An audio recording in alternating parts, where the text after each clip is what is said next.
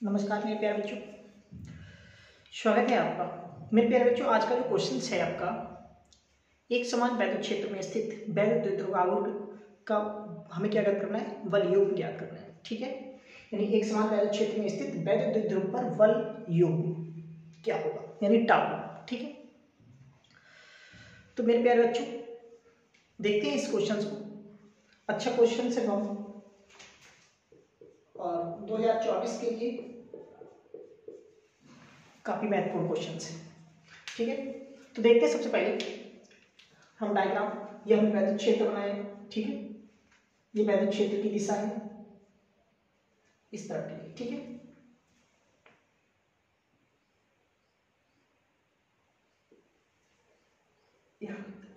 ये वैद्युत क्षेत्र की दिशा है।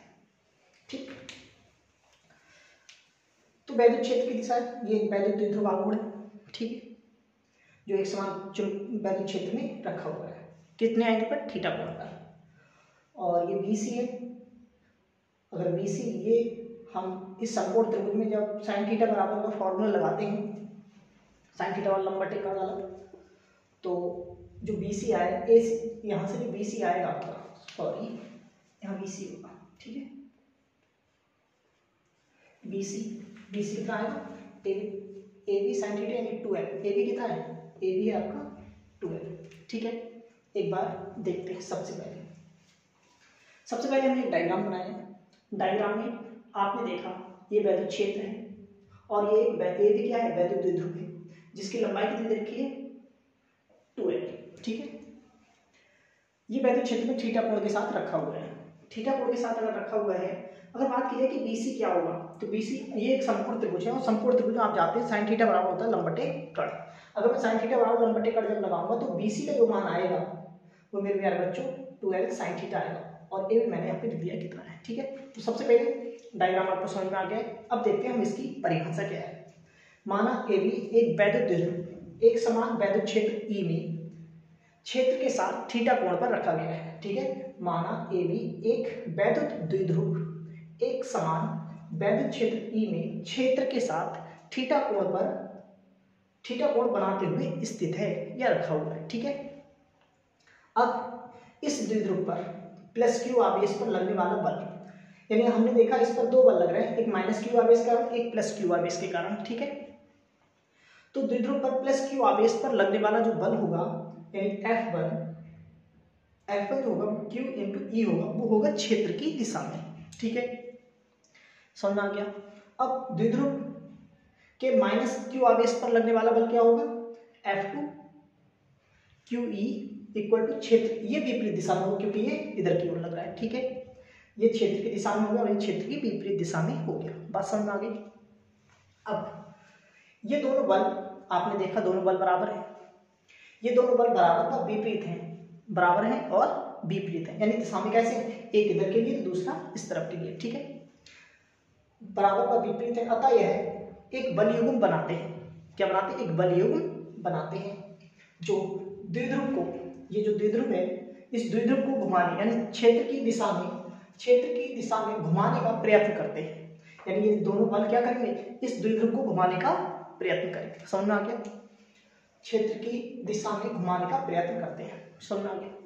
अतः इस बल युग्म का जो आघूर्ण होगा, यानी टाउ, बल आघूर्ण,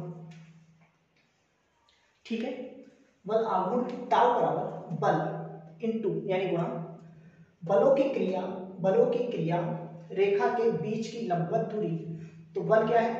किसी एक बल को, चाहे ये वाला बल ले लें या ये वाला, किसी एक बल और इनके बीच की क्रिया रेखा की लंबवत दूरी यानी BC।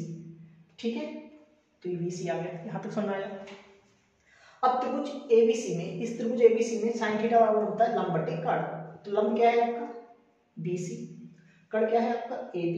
तो यहां से BC का जब मान निकाला तो BC बराबर आ गया AB sin थीटा। ठीक है, और AB की जगह लगा दिया ये मान 2L, तो BC की जगह आ गया 2L sin थीटा। तो अब यहां पे लगा देंगे वैल्यू, तब आपको क्या प्राप्त होगा? ठीक है, तब टाउ बराबर QE into 2L sin theta. ठीक है, फिर आप जानते हैं कि वैद्युत द्विध्रुव आघूर्ण बराबर क्या होता है? P बराबर Q इंटू 2L, ठीक है। तो मैंने Q और 2L की जगह क्या लगा दिया, P लगा दिया, इंटू ये साइन थीटा ऐसे का। अब इसी को अगर सदिश रूप में लिखना चाहें, ठीक है, अगर सदिश रूप में लिखना चाहेंगे तो साइन थीटा हट जाएगा और इन पर वेक्टर यानी कि सदिश लग जाएगी। समझ में आ गया, इतनी बात समझ में आ गई। ये मैंने सदिश लगा दिए और साइन थीटा को हटा दिया, समझ में आ गया। दोबारा से एक बार फिर देखते हैं। ये वैद्युत क्षेत्र पहले बनाया गया है।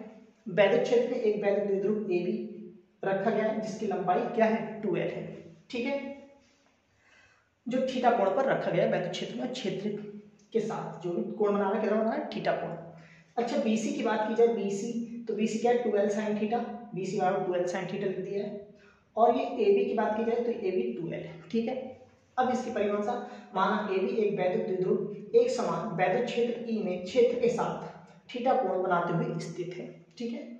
तो प्लस Q आवेश के कारण पर लगने वाला बल, जो प्लस Q आवेश है इसके कारण वैद्युत द्विध्रुव पर क्या बल लगेगा, वो लगेगा F1 बराबर QE, ठीक है, क्षेत्र की दिशा में लगेगा इधर के लिए, ठीक है। दूसरा द्विध्रुव माइनस यानी द्विध्रुव पर माइनस Q आवेश के कारण लगने वाला बल क्या होगा, QE क्षेत्र के विपरीत, ये इधर के लिए लगेगा। समझ में आ गया, यानी एक बल इधर तो दूसरा उधर लग रहा है, समझ में आ गया। उसके बाद ये दोनों बल बराबर हैं, विपरीत हैं, यानी दिशा में कैसे विपरीत है, बराबर तो है परंतु दिशा में विपरीत है।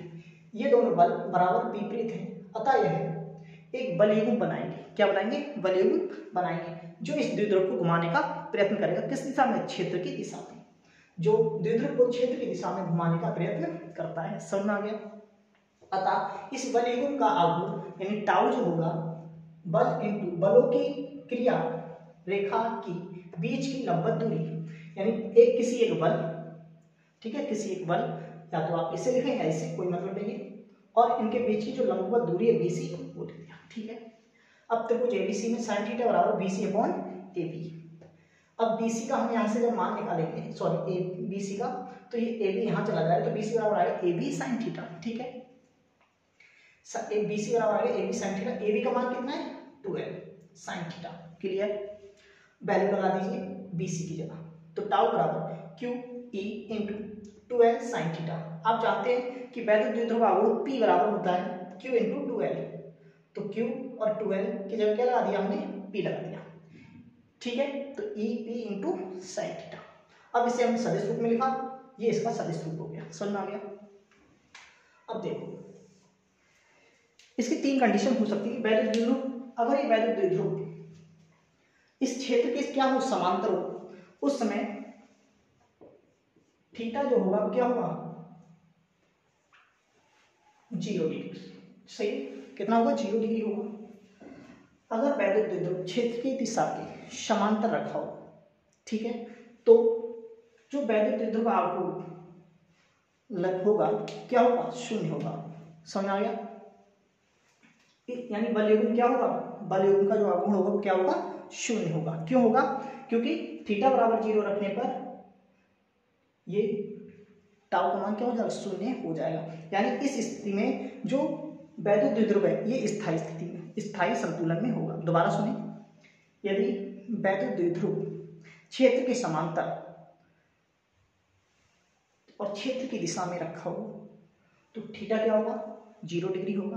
और थीटा अगर 0 डिग्री होगा तो बलयुग्म का जो आघूर्ण होगा वो भी क्या होगा, 0 होगा, ठीक है।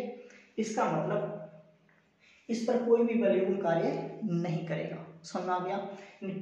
यानी थीटा अगर 0 है तो टाउ भी क्या आएगा, 0 आएगा। बात समझ आ गई।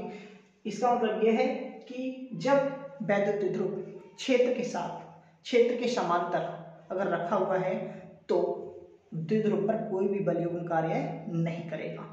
और जो द्विध्रुव है ये किसका ऐसा होगा, स्थायी संतुलन में होगा, ठीक है।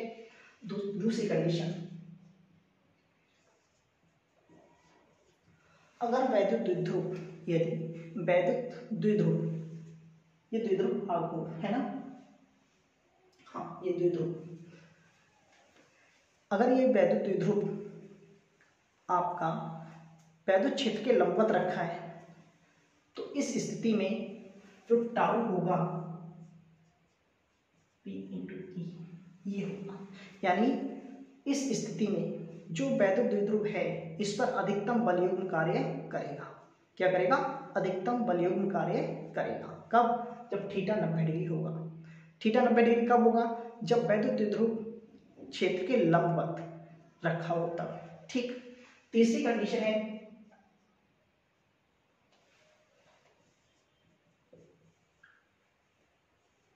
ठीक है, तीसरी कंडीशन है कि यदि वैद्युत द्विध्रुव जो है क्षेत्र के समांतर परंतु विपरीत रखा हो, क्षेत्र के समांतर परंतु विपरीत रखा हो, ठीक है, तो इस स्थिति में जो आपका बलयुग्म होगा वो शून्य होगा। बलयुग्म क्या होगा, शून्य होगा। इस स्थिति में भी कोई भी वैद्युत द्विध्रुव पर कोई भी बलयुग्म कार्य नहीं करेगा, परंतु इस स्थिति में जो द्विध्रुव होगा आपका अस्थायी संतुलन में होगा। ठीक है, तो ये 3 स्थितियां थी। बाकी ये रहा आपका।